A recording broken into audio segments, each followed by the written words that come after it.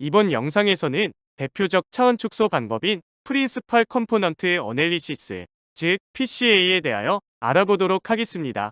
PCA에 대한 내용은 이론 부분과 코딩 부분으로 나누어 두 개 영상으로 되어 있으니 참고하시기 바랍니다.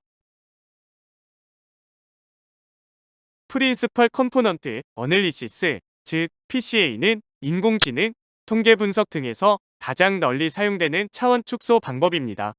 특히 이전 차원 축소 동영상에서 언급했듯이 PCA는 X 데이터만 가지고 학습하는 언슈퍼바이즈드, 즉 비지도 차원 축소 방법입니다.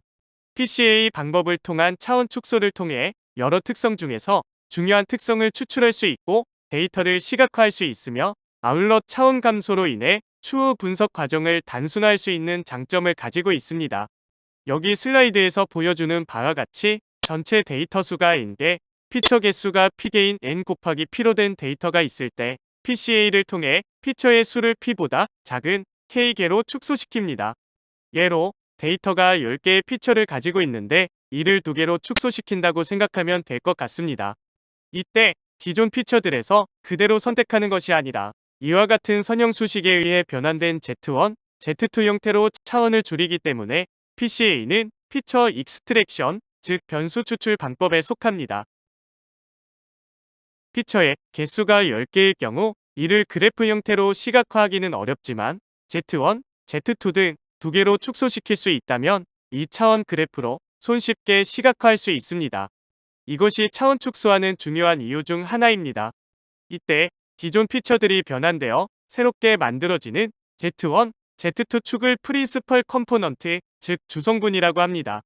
즉 기존 10차원에 있던 데이터들을 새롭게 만들어진 2차원의 Z1, Z2 축으로 프로젝션, 즉 사용시킨다는 의미인데 이전 고유값과 고유벡터 동영상에서 언급했듯이 사용시킨다는 것은 Z축으로 수직으로 내린다고 생각하면 됩니다. 따라서 PCA에서는 기존 데이터들을 새로운 축으로 매핑한다고 생각하면 됩니다. 그렇다면 이러한 새로운 Z축, 즉 주성분은 어떻게 구할까요?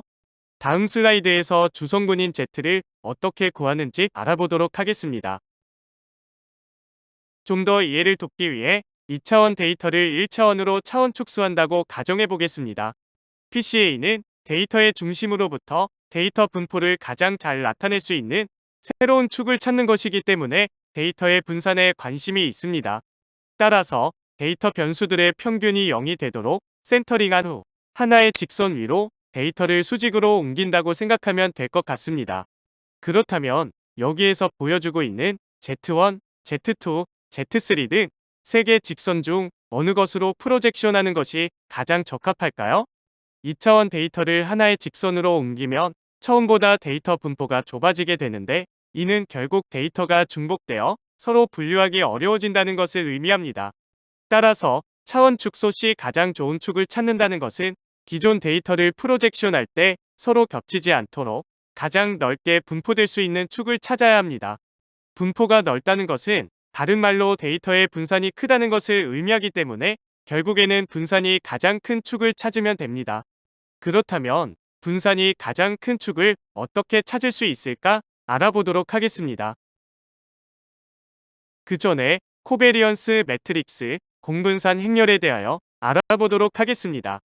베리언스, 즉 분산이란 흩어져 있는 정도를 나타내는 수치로서 데이터가 넓게 분포하면 분산이 크고 촘촘하게 분포하면 분산이 작게 됩니다. 공분산은 분산을 여러 개의 변수로 확장한 개념으로 X, Y 두 변수가 있다면 어떤 선형 관계가 있는지 알 수 있습니다. 공분산이 0보다 크면 두 변수가 양의 상관관계를 가지고 0보다 작으면 음의 상관관계를 갖습니다. 반면 공분산이 0이면 두 변수 사이에 아무런 선형관계가 없다는 것을 의미합니다. 공분산 행렬은 이러한 변수 사이에 공분산을 담고 있는 행과 열의 수가 같은 정방행렬을 나타냅니다. Z1, Z2, Z3 세 개 변수에 대한 공분산 행렬을 가지고 좀 더 살펴보도록 하겠습니다. 대각선은 동일 변수끼리의 공분산, 그 외 부분은 다른 변수들끼리의 공분산을 나타냅니다. 따라서 대각선에 위치한 동일 변수끼리의 공분산은 결국 Z1, Z2, Z3 각각의 분산을 의미하게 됩니다.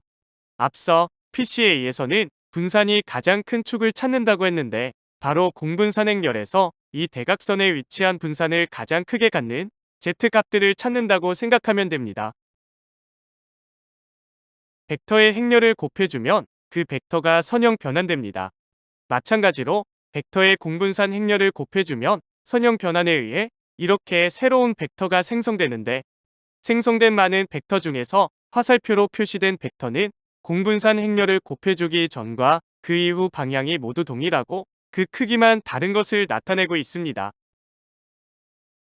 이해를 돕기 위해 간단한 예시를 사용하여 설명하도록 하겠습니다. 여기 그래프 위에 녹색 점들이 있는데 2 곱하기 2로 된 공분산 행렬을 곱해주면 이와 같이 길쭉한 새로운 형태로 변환됩니다. 이 중에서 화살표로 표시된 2와 1 벡터의 경우 공분산 행렬을 곱해주면 숫자 11을 곱한 것과 같게 되는 것을 알 수 있습니다. 즉, 공분산 행렬 A를 곱한 것과 11이라는 숫자 람다를 곱한 것과 같다는 것을 알 수 있습니다.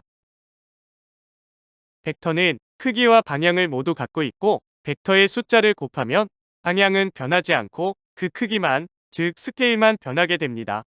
1과 1로 된 벡터의 3을 곱하면 3과 3으로 된 벡터가 되어 이와 같이 동일한 방향을 갖지만 크기가 다른 벡터가 생성됩니다.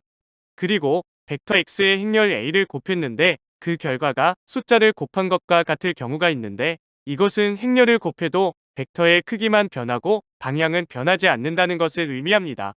이때 x를 고유 벡터, 그 숫자인 람다를 고유값이라고 합니다. 정리하자면 고유 벡터는 방향을 나타내고 고유값은 변환되는 크기를 나타낸다고 생각하면 될 것 같습니다. 따라서 고유값이 클수록 벡터 크기가 커진다는 것을 의미하기 때문에 결국 데이터의 분포가 늘어나 분산이 커진다는 것을 의미하게 됩니다. 참고로 고유값과 고유 벡터를 다루고 있는 동영상이 있으니 먼저 그 동영상을 시청하시면 이해하는데 큰 도움이 될 겁니다. 그럼 다시 공분산 행렬로 돌아와 정리하면 공분산 행렬 A와 고유 벡터 X를 곱한 것과 고유 벡터와 람다라는 고유값을 곱한 것이 같게 되는데 즉 공분산 행렬의 대각선에 위치한 Z1, Z2, Z3 등의 주성분의 분산은 결국 각각의 고유값인 람다1, 람다2, 람다3로 표현될 수 있다고 생각하면 될 것 같습니다.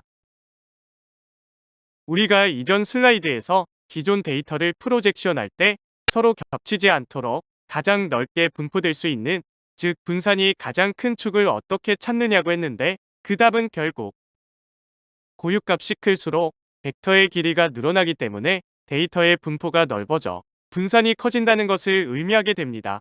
따라서 고유값이 가장 큰 Z1, Z2, Z3 등의 주성분을 찾으면 됩니다. 종합적으로 정리해보면 PCA는 차원축 소시, 데이터의 분산이 가장 큰 축을 주성분으로 선정하는데 분산이 크다는 것은 결국 고유값이 가장 크다는 것을 의미합니다. 따라서 PCA에서는 고유값이 가장 큰 고유 벡터를 주성분으로 선정하게 됩니다. 여기 그림에서 보여주는 바와 같이 고유값이 가장 큰 Z1을 주성분 선정하여 2차원을 1차원으로 축소하게 됩니다. 그럼 다음 동영상에서 PCA로부터 어떤 결과를 얻을 수 있고 어떻게 코딩으로 구현하는지 알아보도록 하겠습니다.